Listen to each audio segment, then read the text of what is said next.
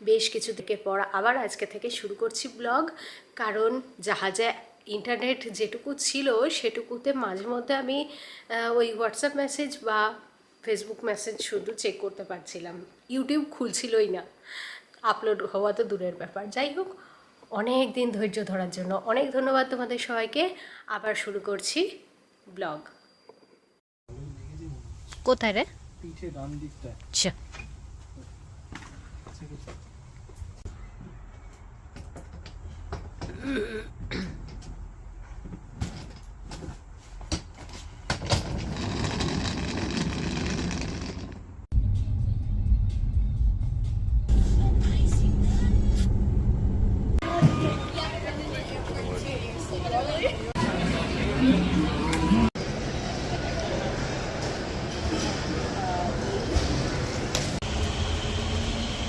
7:55 টাইমটা already 8:45, 50 minute late.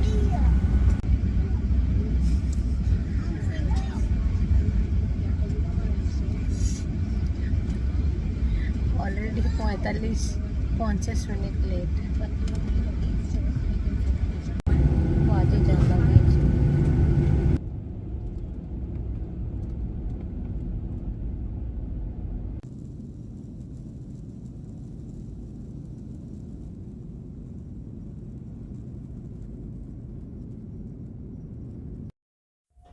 সাতটা 55 ছাড়ার কথা ছিল, ফাইনালি ছাড়লো 8:52-তে। প্রায় 1 ঘন্টা লেট করে উড়ে এসে ফাইনালি আমরা আলাস্কাতে পৌঁছেছি। অনেক রাতির হয়েছে, কিন্তু এখানে সানসেট যেহেতু অনেক লেটে হয় তাই এখনও দিনের আলো রয়েছে। প্রায় 11:30 বাজে এখন।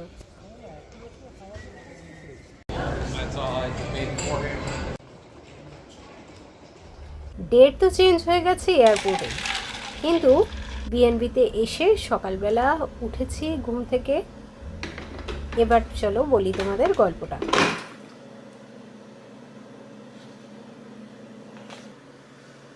Good morning.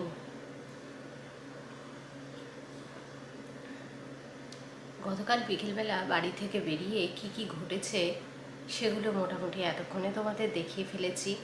শেষটা দেখানো হয়নি যে আমরা অ্যাঙ্কারেজে পৌঁছেছিলাম 12টার সময়।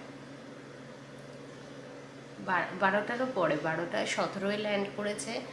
তারপরে আমরা বেসিক্যালি 12:17 সিয়াটল টাইমে, এখানকার টাইমে ছিল 11:17।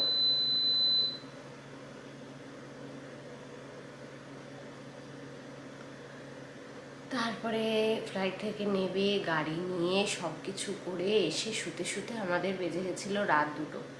ভেবেছিলাম সকালবেলা 7:30টায় উঠবো, তো বডি এখনও সিয়াটলের টাইমেই চলছে, তো ঘুম ভেঙে গেছে। এখানকার টাইমে 6:30, মানে সিয়াটলের টাইমে 7:30। ঘুম ভেঙে গেছে, উঠেও পড়লাম। উঠে এই জাস্ট কফি নিয়ে বসেছি। বাইরেটা বেশ মেঘলাই রয়েছে দেখছি। আমরা একটা বিএনবিতে আছি আপাতত, জাস্ট রাত্রিরে শোয়ার জন্য। এবার শোবো, ফ্রেশ হয়ে নিলে তারপরে রেডি হয়ে বেরিয়ে যাব। আজকে যাব একটা বিশেষ সুন্দর জায়গায়। জায়গাটার নাম হচ্ছে, মানে শহরটার নাম হচ্ছে ভ্যালডেজ। আর আমরা এখন যে জায়গাটায় আছি সেটার নাম হচ্ছে অ্যাঙ্কারেজ। অ্যাঙ্কারেজ থেকে ভ্যালডেজ যেতে 5.5 ঘন্টা মতো ড্রাইভ করতে লাগবে। 300 মাইল মোটামুটি, 5.5 ঘন্টা। নর্মালি সোজা রাস্তায় চলে গেলে এরকম টাইম লাগবে, তো আমরা তো অবশ্যই দাঁড়াতে দাঁড়াতে যাব, সেই জন্য টাইম বেশি লাগবে। 7:30টায় ওঠার কথা ছিল, তাড়াতাড়ি উঠে পড়েছি, তো সেই হিসাবে তাড়াতাড়ি বেরোনো হবে।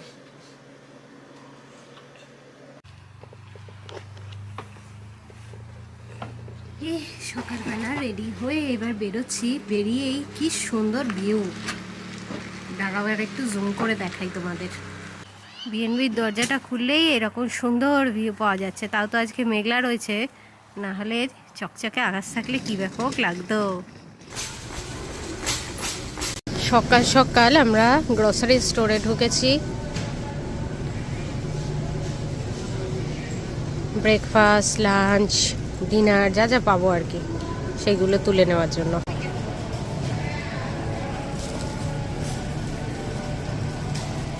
রেড পেপার নিয়ে নিই। হ্যাঁ হ্যাঁ চিমিচুরি নিয়ে নিই। হ্যাঁ। Enter the number of bags you wish to purchase. BNB থেকে বেরিয়ে তারপরে গ্রসারি তুলে নিয়েছি আমরা। মোটামুটি 5 বারের খাবার তো হয়েই যাবে। গ্রসারি তুললে সুবিধা যেটা হয় অনেকটা সস্তায় হয়ে যায়।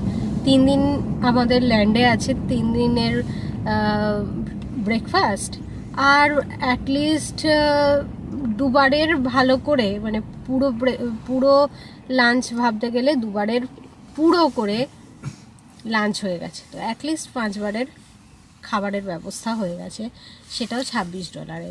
তো গ্রসারি থেকে তোলার সুবিধা হচ্ছে এটাই। এখন আমরা যাচ্ছি ভ্যালডিজ বলে একটা শহরে, আলাস্কার একটা শহর। রাস্তাটা অসাধারণ সুন্দর। আমরা আগেবার যখন এসেছিলাম 2021-এ, তখন এসেছিলাম ফল কালার দেখেছি, অসাধারণ ফল কালার।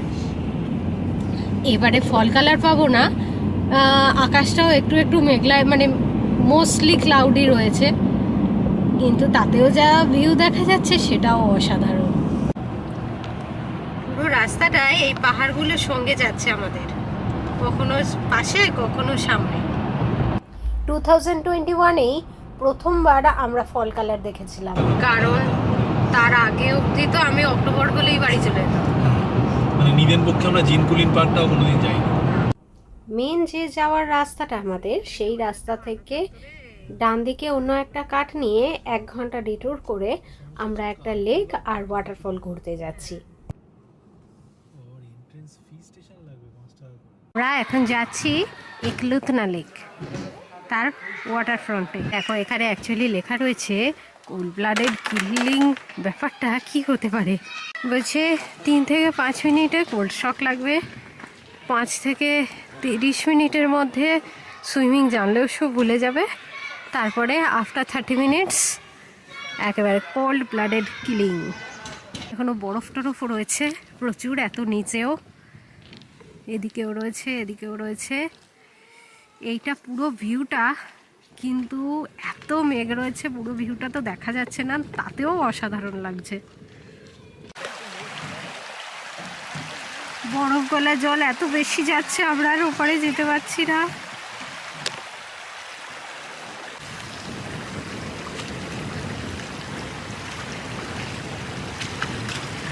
সবাই জলের ওপর দিয়ে যাওয়ার জুতো পরে এসছে, আমরা তো পরে আসিনি। পুরো জায়গাটা, উফ, আমি তো ভাবতেই পারছি না এটা যদি ক্লিয়ার ওয়েদার থাকতো কি অসাধারণ লাগতো। আবার এইতেই এখান থেকে যেতে ইচ্ছা করছে না। যেতে ইচ্ছা না করলেও বেরিয়ে ওখান থেকে তার পাশে একটা ওয়াটারফল ছিল, সেটাই এসেছি। এই যে এখানে নদীটা গেছে, একলুতনা রিভার এটা।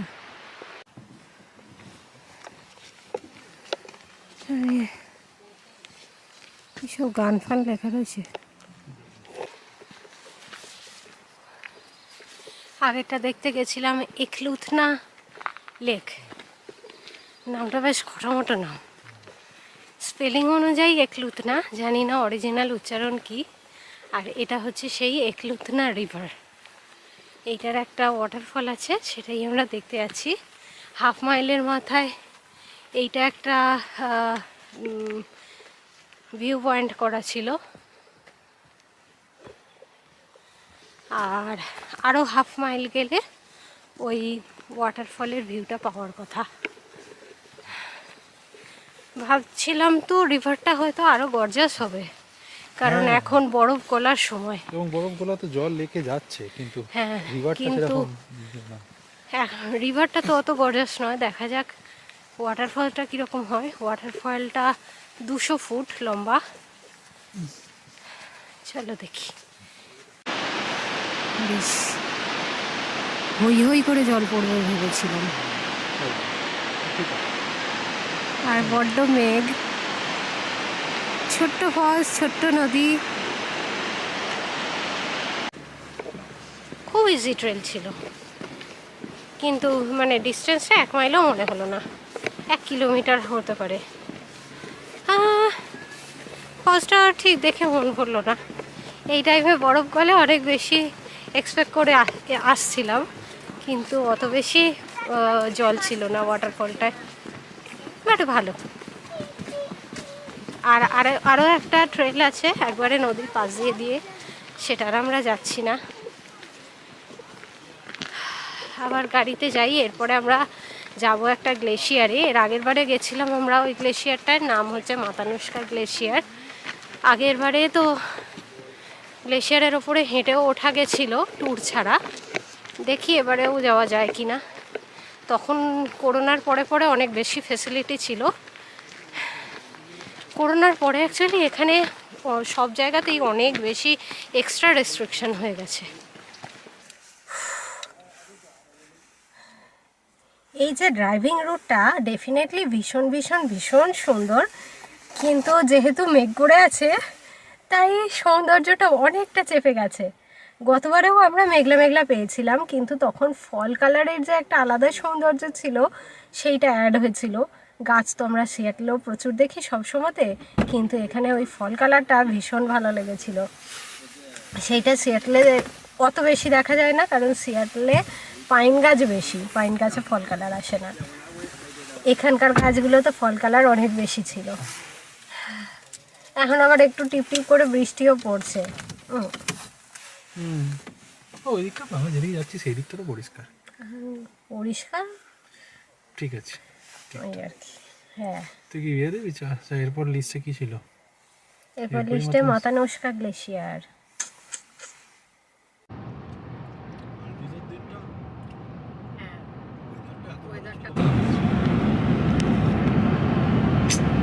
দূর মাথাটা বসো, মাথাগুলো তো মেঘে ঢাকা। ওয়েদার ক্লিয়ার থাকলে যে কি অসাধারণ লাগতো সে তো এই মুহূর্তে আমাদের থেকে বেটার আর কেউ বুঝে না। তবে মেঘলা ওয়েদারেও যে অসাধারণ সৌন্দর্যটা দেখতে পাচ্ছি, চেষ্টা করছি তোমাদের সঙ্গে শেয়ার করতে। ড্রাইভের ভিউ এত সুন্দর, আর রাস্তার পাশে অবশ্যই দাঁড়ানোরও প্রচুর জায়গা করা রয়েছে। সেই জন্য একটা বড় জায়গা পেয়ে আর প্রচুর লোকজন সেখানে দাঁড়িয়ে আছে দেখে আমরাও দাঁড়িয়ে পড়েছি।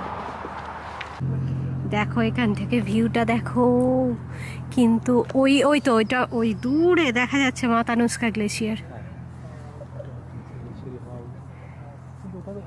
হ্যাঁ, ওইটাই মাতানুস্কা গ্লেশিয়ার। এই যে এখানটায় দেখা যাচ্ছে,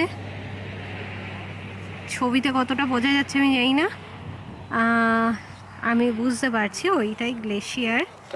এইখানে পিছনে যে গ্যাদারিংটা দেখতে পাচ্ছ, এখানে বিয়ে হচ্ছে, রিং এক্সচেঞ্জ হচ্ছে এখানে। কি সুন্দর জায়গা ভাবো বিয়ে করার জন্য। এই দেখো এদিকের ভিউটাও দেখেছো, অপূর্ব। এইখানটা তো একটু ঝোপঝাড় রয়েছে, ঠিক আছে। এই ঝোপঝাড়ের পিছনে ওদিকটা পুরো পাহাড়, বরফ ঢাকা পাহাড়, আবার এই দিকটাও পুরো বরফ ঢাকা পাহাড়। মেঘটাকে সরিয়ে দিলে কি যে ভালো লাগতো। যারা নেচার ভালোবাসো আমি জানি তাদের এই ব্লগটা ভালো লাগবে, কিন্তু এই ব্লগটা রোজের ব্লগের থেকে অবশ্যই আলাদা, ঘুরতে যাওয়ার ব্লগ, তাই হয়তো সবার ভালো লাগবে না। ভিউ যখন এরকম সুন্দর, আর সময় একটা এত বড় গাড়ি নিয়েছে, এখানে বসেই পিকনিকটা করি। এটা না, ওইটা নেই, এটা তো সকালে খেলাম।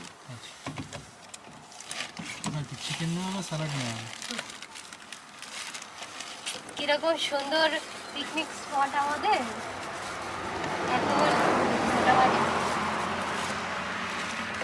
এখানকার টাইম 12:51, মানে সিয়াটলের টাইম 1:51 হয়ে গেছে।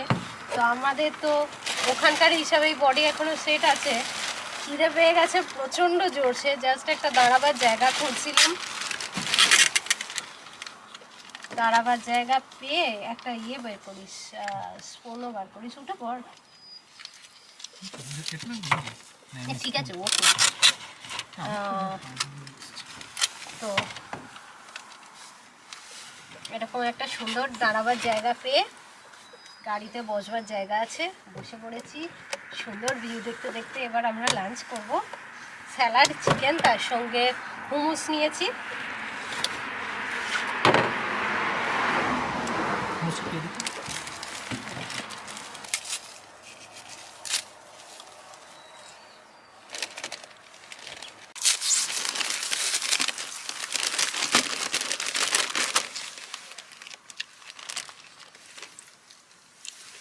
এক্স্যাক্টলি কোথায় দাঁড়িয়েছি আমরা? মাইল 1 2 3 4,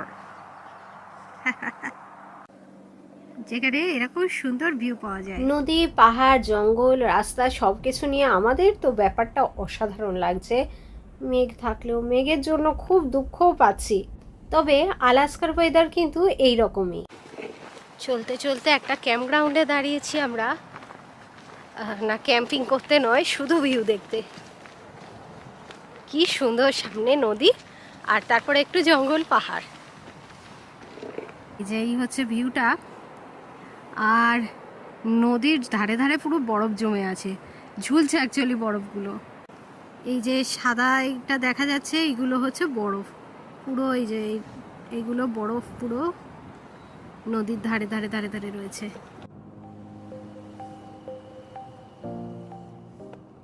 এই রাস্তাটা ধরে আমরা আসছি, আর সেখান থেকে আস্তে আস্তে এই ভিউটা পাচ্ছি।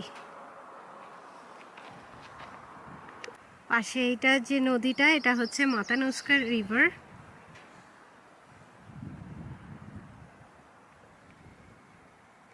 এই যে চলে গেছে রাস্তা, তার সঙ্গে সঙ্গে এইরকম ভিউ। এখন আপাতত এই রাস্তাটায় বাঁদিকের ভিউটা নেই।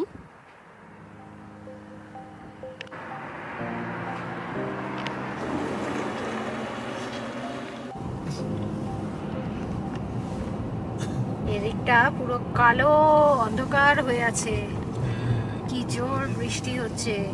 লেক আছে হ্যাঁ, সেটাই তো হচ্ছে, লং লেক। লং লেকের খানিকটা তো বাবা ওদিকটা পুরো জমে আছে।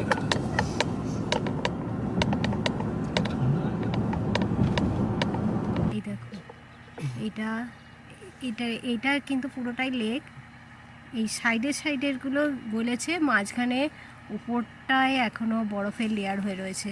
ওই দিকটাতেও জল বইছে দেখতে পাচ্ছি আমরা, এই যে এইখানটায় জল বইছে। এই দেখো, এখানে একটা জেটিও করা রয়েছে। আবার যে চলতে শুরু করেছি, একটু পরেই শুরু হলো বরফ বৃষ্টি। স্নোফল পেতে ভালোই লাগে। এই রকম ওয়েদার যখন খারাপ, বৃষ্টির বদলে স্নোফলটা একটু ভালো লাগলো।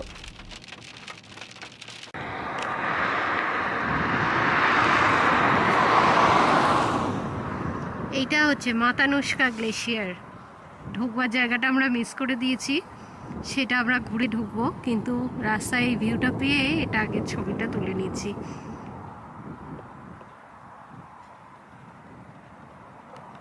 এই দিকের পাহাড়গুলো তো দেখাই যাচ্ছে না।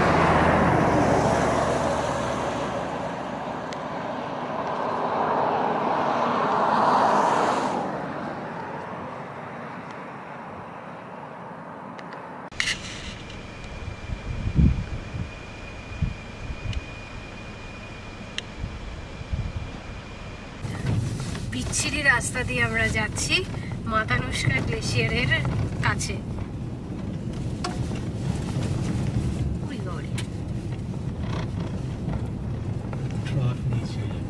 এখানে একটা ছোট্ট গিফট শপ আছে, এর ভেতরে গিয়ে, এটা গ্লেশিয়ারটা এখানে লোকালরা মেনটেন করে, তো এইটার ভেতরে গিয়ে পয়সাও দিতে হয়, প্লাস ট্যুর না নিলেও এখানে একটা ফি পেমেন্ট করতে হয়, প্লাস ওয়েভার সাইন করতে হয়। তো এবারে যেতে পারলাম না। আমি প্রথম থেকেই মানে কেমন যেন আমার মনে হচ্ছিল যে এখন হয়তো সেটা বন্ধ হয়ে যাবে, তো যথারীতি বন্ধ হয়ে গেছে। অ্যাকচুয়ালি আমেরিকাতে সব জায়গাতেই করোনার পর থেকে টু মাচ রেস্ট্রিকশন করে দিয়েছে। মানে করোনার আগে যেগুলো ছিলই না, করোনার সময় তো একটা রেস্ট্রিকশন হয়েছিল, সেটা আলাদা ব্যাপার।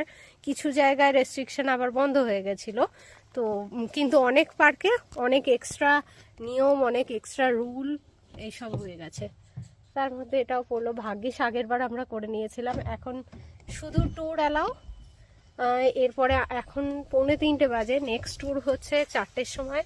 পুরো ট্যুরটা করতে 2.5 ঘন্টা টাইম লাগবে। তো সেই জন্য আমরা যাচ্ছি না। একবার তো দেখেছি, প্লাস আমরা ভীষণ ভালো ওয়েদারে দেখেছি। চলো নেক্সটটায় যাই। গ্লেশিয়ারের ওখানে তো ওয়েদার, গ্লেশিয়ারের ওখানটা হয়তো একটা লোক পাকামো মারছে, আমি তার ছবি তুলছি।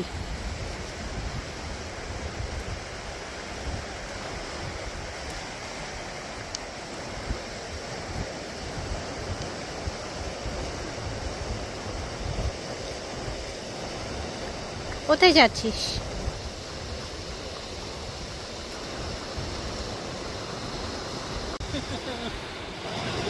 এই জিনিসটা দেখে মানে ফেস্টিভ্যাল হ্যাঁ, এইটা দেখবো বলে আসছি। নিয়ে আয় উপরে।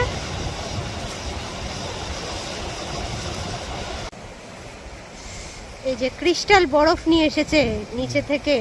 ওখানটা পুরো ওই যে আমাদের গাড়ি ওখানে দাঁড়িয়ে এসছে, আর আমরা এই ব্রিজটা গাড়ি করে ক্রস করছিলাম। এখন আমরা হেঁটে হেঁটে এসছি, একটু বেশ সুন্দর দেখতে লাগছে সেই জন্য। ওইখানেও আর একটা ব্রিজ রয়েছে,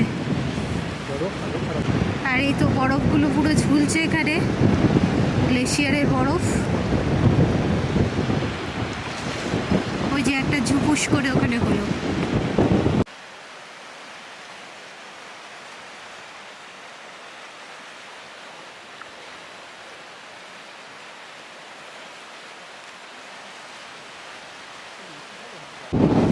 একটু দুঃখ তো ডেফিনেটলি রইলো যে গ্লেশিয়ারটার ওপরে যেতে পারলাম না।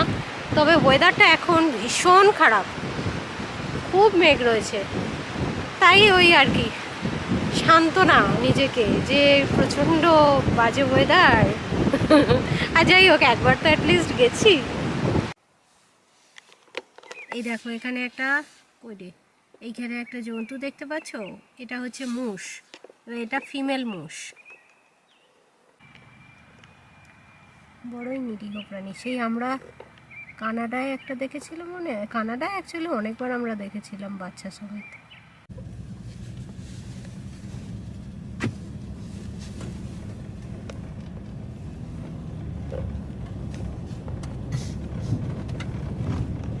একদিকে ধসনামা পাহাড় আর একদিকে ছিল নদী।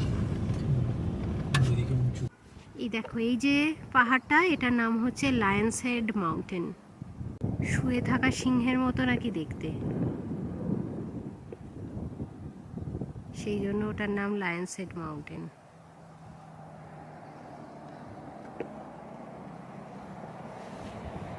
এইটার ওপরে ওঠা যায়, মানে এই লায়ন্স হেড মাউন্টেনটার ওপরে ওঠা যায়, কিন্তু সেই ট্রেলটা প্রাইভেট প্রপার্টির মধ্যে দিয়ে তাকে ফোন করে পারমিশন নিয়ে যেতে হয়।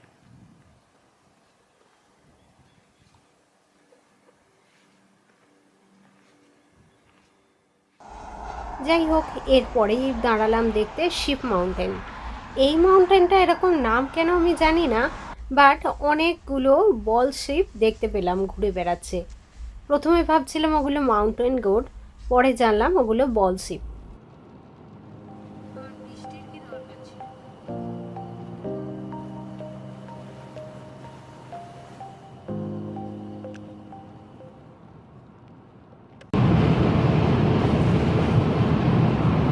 সাড়ে 5 ঘন্টার রাস্তা, এখন 10 ঘন্টা হচ্ছে, আমরা এখনো চলেছি।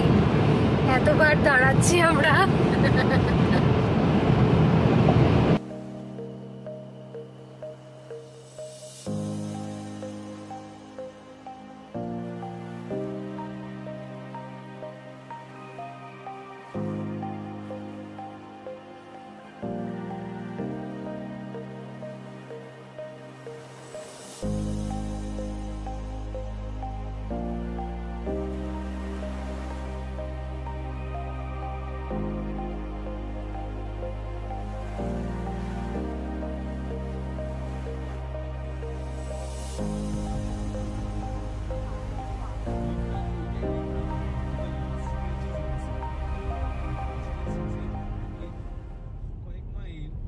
এখনো 3.5 ঘন্টা পরে সানসেট হলো।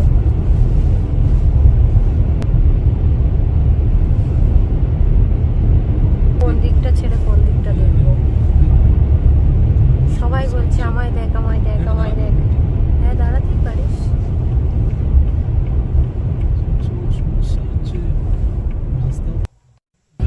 তো ব্যাপার হচ্ছে রাস্তা বন্ধ, এইখানে একটা গ্লেশিয়ার আছে, সেটা একেবারে রাস্তার উপরেই চলে এসছে। সেইটাই আমরা আগের বার দেখেছিলাম, কিন্তু এবারে অনেক তাড়াতাড়ি এসেছে তো, যার জন্য এই বরফই গলেনি, মানে নর্মাল বরফই গলেনি। আমরা গ্লেশিয়ার অবধি আর যেতেই পারছি না। পাহাড় আর গ্লেশিয়ার আলাদা করে বোঝা যাচ্ছে না। হ্যাঁ, এবার যেহেতু পাহাড়ে বরফ ছিল না, শুধু গ্লেশিয়ারটা বরফ ছিল, এবারে পাহাড়, গ্লেশিয়ার, রাস্তাঘাট সব বরফে ভর্তি। উফ, কি অসাধারণ ভিউ, চারিদিকে বরফ বরফ বরফ। আর এখন একটু নীল আকাশটা পেয়েছি বলে আরো ভালো লাগছে। পুরো চারদিকে মানে সব দিকে আমাদের ঘিরে রেখেছে বরফের পাহাড়।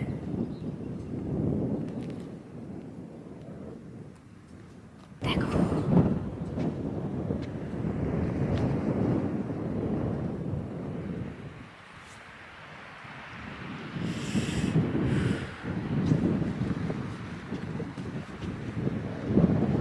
ওই সুন্দর ড্রাইভের পরে, মানে এখনো সুন্দর ড্রাইভই চলছে, এইবার আমরাই পাহাড়ের মাঝে মেঘে ঢুকে পড়ছি। এত উঁচুতে উঠে গেছি আমরা, মেঘে আমরাই ঢুকে পড়ছি। অনেকটা রাস্তা পেরিয়ে এসে ফাইনালি আমরা পৌঁছে গেছি ভালডিজের একদম এন্ট্রান্সে।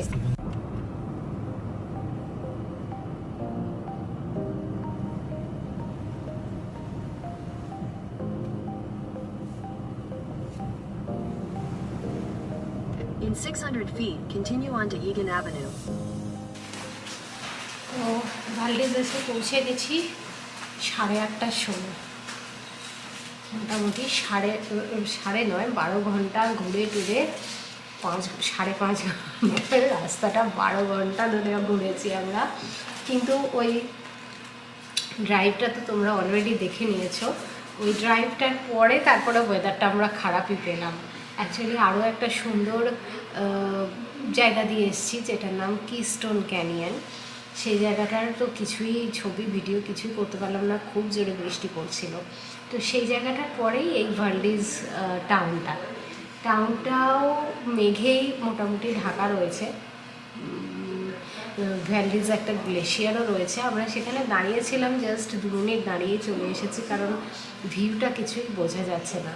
আর এখন অ্যাকচুয়ালি এতই বরফ রয়েছে না, গ্লেশিয়ারটাও আলাদা করে বোঝা যাচ্ছে না, যেটা আমাদের ওই গ্লেশিয়ারেও ওই আগে যে গ্লেশিয়ারটা দাঁড়িয়েছিলাম আর কি, নামটা ভুলে গেলাম, ওই গ্লেশিয়ারটাতেও যে প্রবলেম হলো। যাই হোক, আমরা একেবারে গ্রসারি থেকেই খাবার কিনে এনেছি। না, সকালে যে গ্রসারি করলাম সেটা নয়, আবার এক জায়গায় দাঁড়িয়েছিলাম ডিনারের জন্য, 2টো স্যান্ডউইচ কিনেছি। স্যান্ডউইচ দুটো খাবো এখন। এখানে কমন একটা মাইক্রোওয়েভ আছে, সেখানে গরম করে নিয়ে বসে খাবো। এখন বৃষ্টিও এসে গেছে বাইরে। তো যাই হোক, আজকের ঘোরাটা মোটামুটি ভালোই হয়েছে, সব বৃষ্টি। যাই হোক, আজকের দিনটা এইভাবেই শেষ হলো। দেখা যাক আবার কালকে কীরকম ওয়েদার পাই।